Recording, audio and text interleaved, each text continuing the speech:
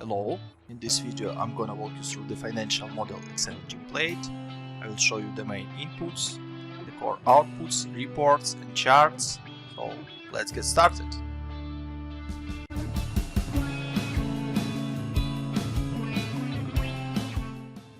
On the dashboard tab, you can input the core inputs related to the model. You can see the core financials and core charts based on the calculations within the model. Let's start from the core inputs. So first of all, you need to input your occupancy plateau. For example, let's say it will be 70%, which means that 70% of your working time will be used for services. And then you can input months to reach this plateau. For example, 4 months, which means that in the first month you will have 25% of plateau, then 50%, then 75%, and then on the last month you'll have 100% of your maximum occupancy plateau, which is 70%. Then you can input working hours per month. Let's say it will be 140. You can also input count of stations which you will have in your salon. For example, it's 3. Then you can input safety stock, which is related to the extra products which we will discuss later. So let's imagine you will have safety stock for your products, for example 25%. Now we can input sales mix by main job types. So we have services names which you can change. For example, this is haircut, this is tattoo, etc, etc. So you can input sales mix by these products. Let's say 40% will be haircut, tattoo will take 20%, and all other things will take up to 100% in total. Then you can input how much jobs per hour you can take for these services. For imagine you can do 2 haircuts per hour and 1 tattoo per hour. So now you can input your prices per job.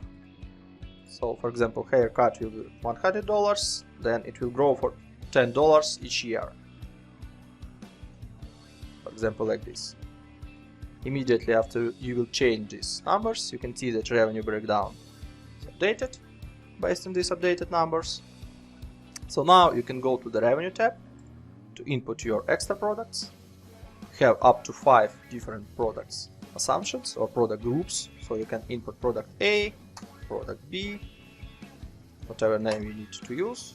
You can input the launch date of this product, for example June 20. The sales per month, which will be initial amount or base amount, can be 150. Then you can input annual sales growth. So for example 10%. This means that then in the next year you will grow 10% in comparison to initial or base sales per month. Then you have product price, for example $200, and you have margin, which can be 40%, for example, to calculate your costs. Once you input all the revenue, expenses, wages, assets, etc. assumptions, you may review the core financials related to this model, which consist main P&L line items, cash flow line item, and balance sheet cash balance. You may also review the revenue breakdown tab, profitability chart, cash flow chart, and cumulative cash flow.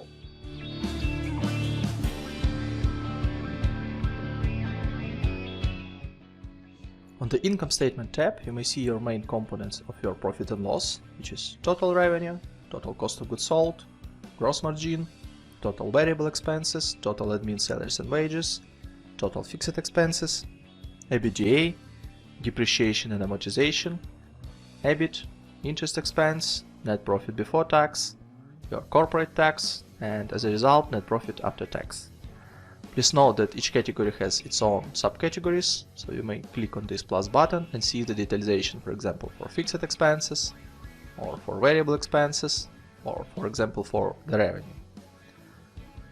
On the cash flow statement, you may see your cash flow broken down by cash flow from operating activities, cash flow from investing activities, and cash flow from financing activities. The same information you may see on the cash flow statement in indirect method, operating, investing, and financing activities, but in more collapsed form. Just easier to see the information here. And the balance sheet will show you the breakdown of your current assets, non-current assets, current liabilities, non-current liabilities, and equity by its subcategories. The summary of three statements you may find on the Financial Statement Summary tab. On the top you have income statement broken down by 5 years and the selected year, which you can change here, broken down by months. Below you may see the same information on the chart form. The next set of tables and charts will show you the balance sheet, main KPIs broken down by 5 years and selected year by months. And the last part will show you the cash flow statement breakdown for the 5 years and for 12 months for the selected year, as well as charts with the same information.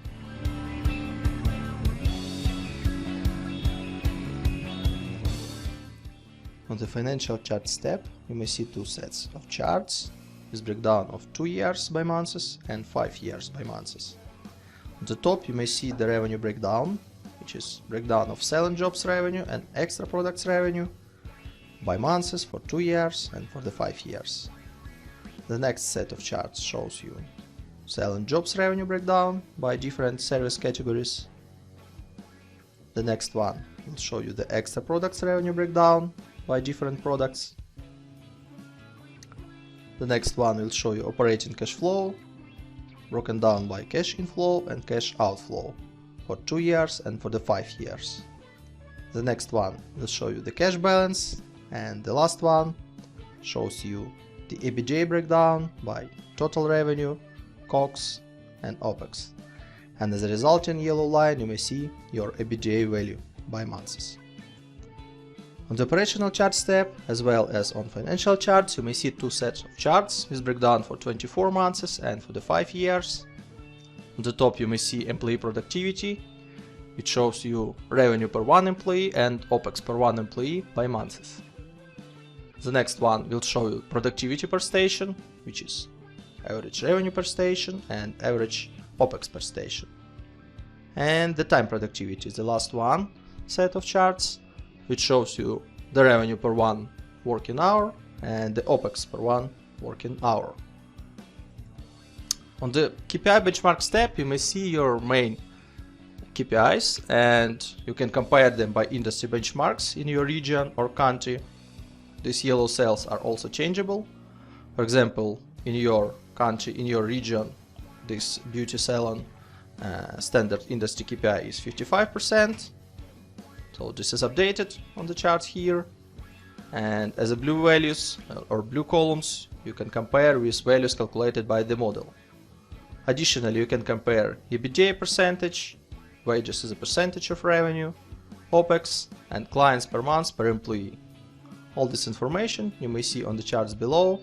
Again, in all the charts, blue columns are calculated by the model. The orange one is industry KPIs benchmarks.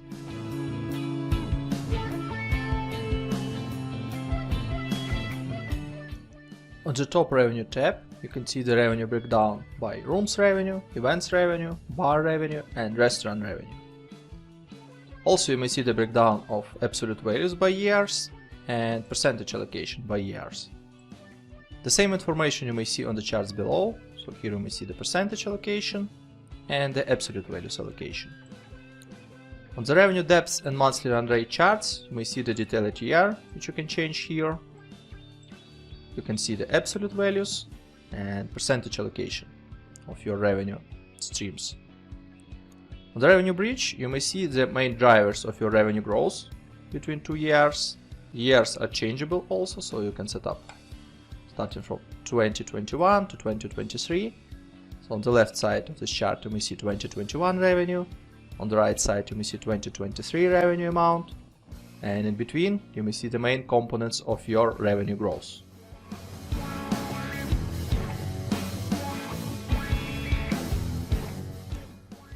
On the top expenses tab, you may find the breakdown of top 4 expenses categories, and all other expenses collapsed into other category. You may see the breakdown of absolute values broken down by years with the total below, and also to the right you may see the percentage breakdown of these expenses. The same information you may see on the charts below, which you may find the percentage breakdown and the absolute values breakdown. On the couple of charts below, you may find expenses depth and monthly run rate for selected year. You are able to change this year, and you may see the absolute values and percentage breakdown on the pie chart. On the expenses bridge, you may find the main drivers of expenses growth between these 2 years. These years are also changeable, so you may select the first year and you may select the last year. And you may see that total expenses starting in 2020 will change to total expenses in 2024 by this waterfall. On the break-even tab, you may find the calculation of revenue break-even level and break-even chart. For this particular use case, you may find that your revenue break-even level is less than actual revenue calculation. This means that company is profitable. On the valuation tab, you may see the calculation of company valuation based on the cost of equity, which you may input here. Cost of loans you previously inputted on the dashboard. Calculation of resource share you may see here. There is also tax rate, and here you may find the weighted average cost of capital. In the valuation model, there is 2 valuation methods, which is EBITDA multiple and revenue multiple. You may select one of them, and below you may input multiple of methods. Based on this information, we can see terminal value, which is calculated on unlevered free cash flow. You may see the present value of unlevered free cash flow, NPV, and multiplicator evaluation for this particular company.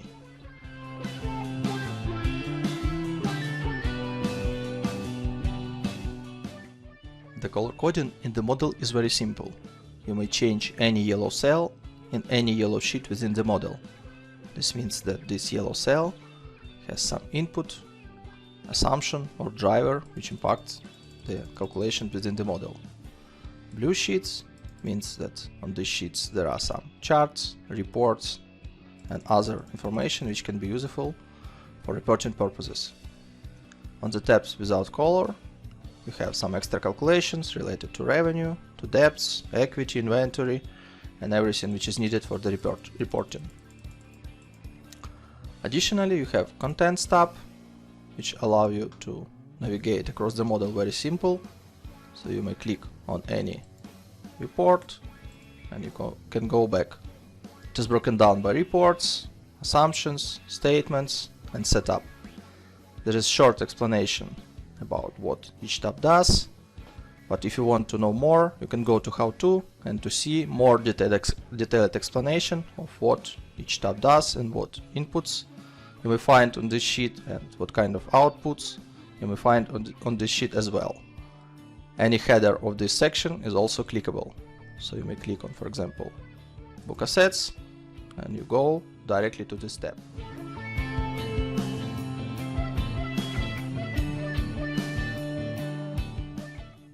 On the Wages tab, you can input your headcount by categories, with hire and fire date, with annual salary, with ability to input different number of employees by years, with annual salary rise percentage, with monthly bonus and tax rate. Let me give you a couple of examples. Let it be CFO, which you are going to hire in March 20. You're not going to fire him, so the fire date will be December 24. So annual salary can be $50,000, and this will be one CFO over the time. So you may see one CFO, which is one headcount, starting from March till the end of the model, which is December 24. Also, you can input 5% of salary growth rate. You may see the amounts by years connected to this annual salary and impacted by annual salary rise. Let's set up 10% monthly bonus and 5% of tax rate. So you may see below the calculation of salary broken down by months, monthly bonus, which is 10%, and 5% of monthly taxes related to the payroll. Another option would be admin account, which will start in April, which will grow till the end of the model with annual salary of $30,000. Let it be in year number 1, 2, then 4, 6, 8, and 10 headcounts. 3% of annual salary gross, 5% of monthly bonus, and 5% of payroll tax rate. So in here you may see total staff numbers, which is 2 for the year number 1, 2020. Starting from year 2021 you have 4, then 6, 8, and 10 in the last year of the model. Again, calculation of salaries for these two, in this case 4 headcounts, calculation of bonuses, and calculation of monthly base taxes. You may see an income statement, total salaries and wages, and here you may see the total amount of bonuses, payroll taxes, and wages for these headcounts.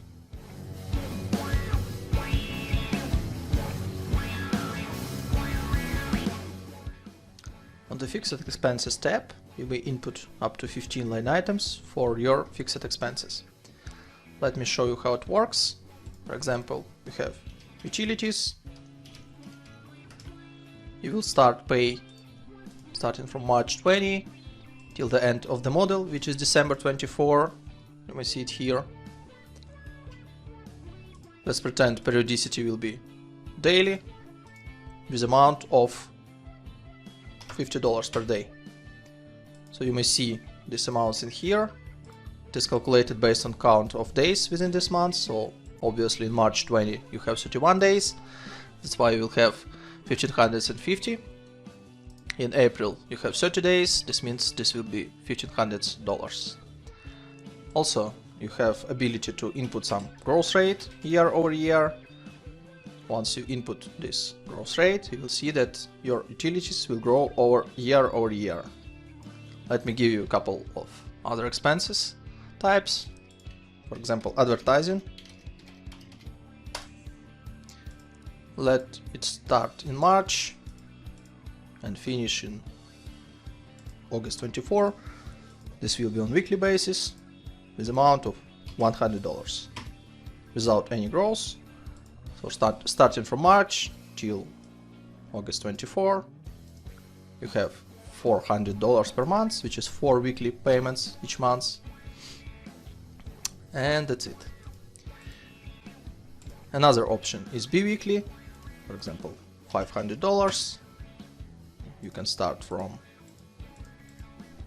July, for example, and you will have 2 payments, which is 2 bi-weekly payments within the month. $500 multiplied by 2, you have $1,000 per month.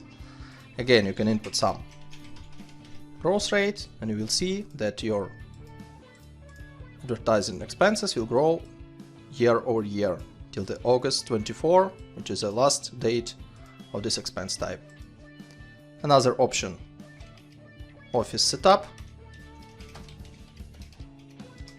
which can be one-time payment, which will happen in February 20 with amount of $5,000. Obviously you should not input any growth rates because this is just one-time fee, and you may see that office setup will happen in February 20 with this amount. Another option, insurance. Let it be start from January 20 till the end of the model, and it can happen monthly with $1,000 per month, with 5% of growth first year, 3% of growth second year, 2% of growth third, and 1% year number 4. So you may see this calculation here. Starting from January 21, it will grow for 5%, which is $50. And starting from January 22, it will grow for 3%, which is additionally $32. Another option, quarterly. you may see that insurance will be paid $1,000 each quarter.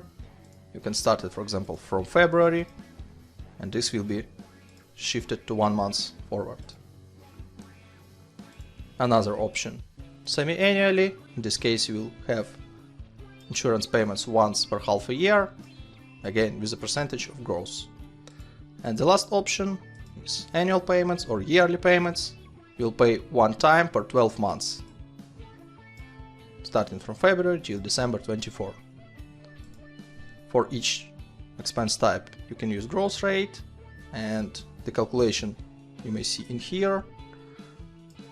Also, in income statement, you may find total fixed expenses group. If you will ungroup this section, you can see these amounts broken down by months and by fixed expenses line items.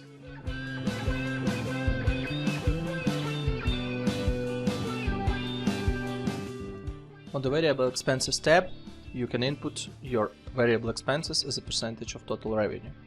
Let me show you how it works. For example, bank fees.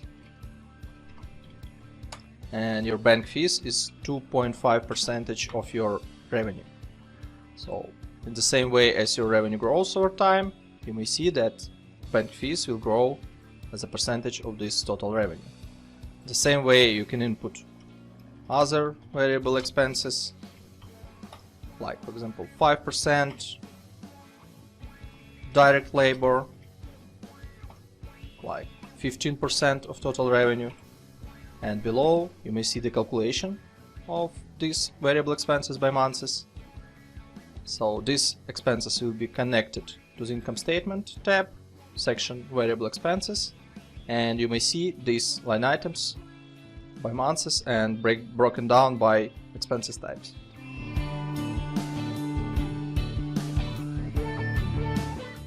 You may input up to 20 development expenses categories. Let me give you a couple of real examples. For example, this will be kitchen and other development expenses. You can input purchase date for each category, for example, February and March. You can input spending, $50,000, $10,000, for example. You can also use payment delay feature, which means that if you will select for the kitchen 2 months, you will pay in April for the kitchen, and for example 3 months for other development expenses, which means that you will pay for it in June 20. The total amount of development expenses connected to the assets tab. You may see it here. By default, the useful time for development CAPEX is 5 years, so you may see the calculation of depreciation and closing net book value.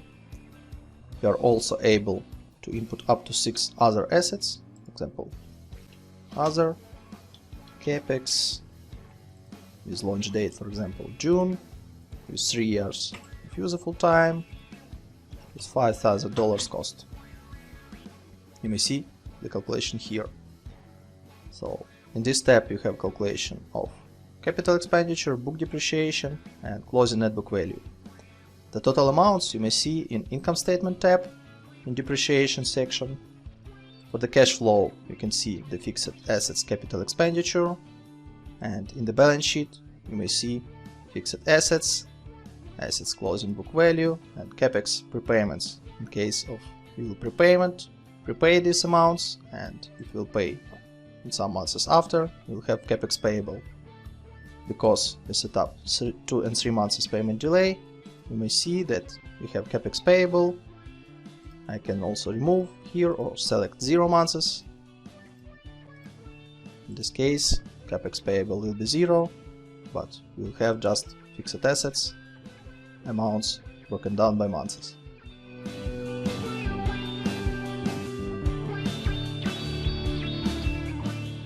On the capitalization table, you can input different founders and investors' contributions, broken down by different dates of funding, with different cost of share for each series, and you can see the dilution of shares after each round, and pre-money total equity and post-money total equity.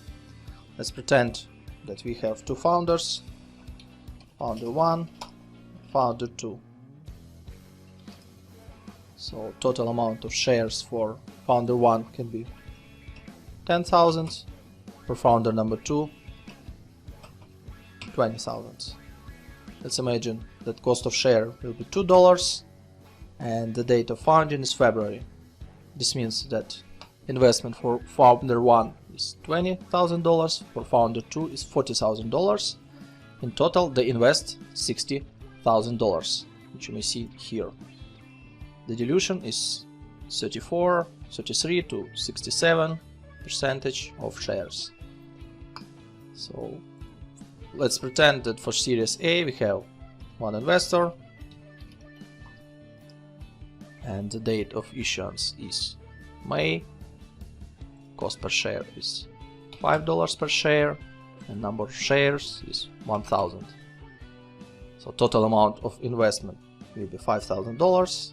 You may see that before the Series A total equity was $60,000, after is $65,000, and investor 1 will have 3.23% of shares, and the shares of founder 1 and founder 2 also diluted, 32.26 and 46.52%.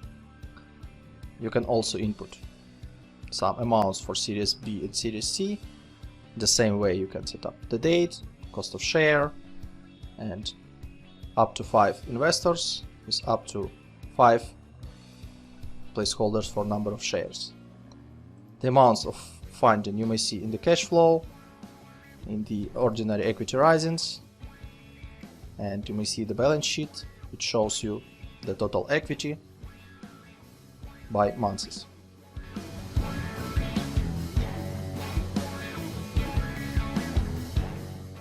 Also on the top of the dashboard we have debt assumptions.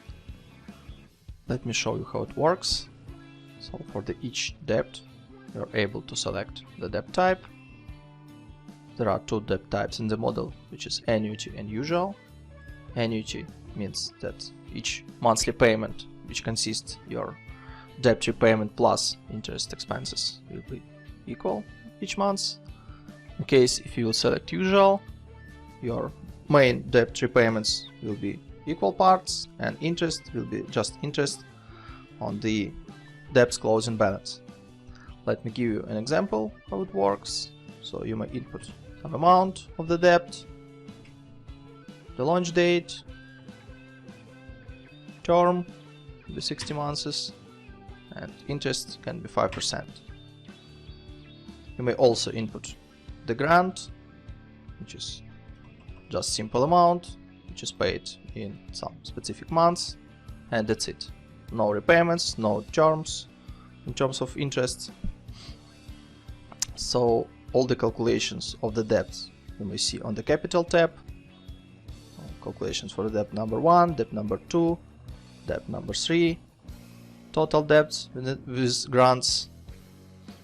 These calculations impacts income statement, interest expenses, the cash flow, interest paid, debt drawdowns, debt repayments, and on the balance sheet you have the debt closing balance.